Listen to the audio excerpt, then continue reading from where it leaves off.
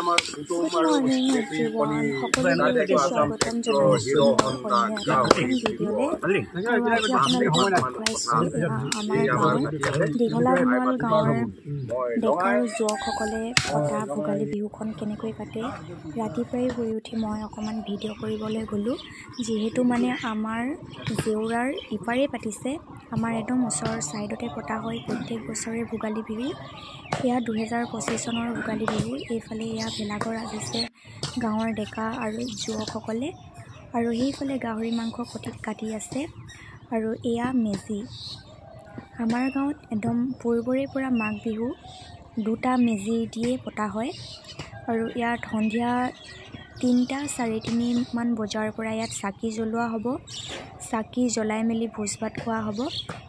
গতিকে ময়ো শুই উঠি ৰাতিপুৱাই আজি ভিডিঅ'টো আবদ্ধ কৰিবলৈ বুলি ওলালোঁ। আৰু আজিৰ ভিডিঅ'টো ইমানেই। ধন্যবাদ।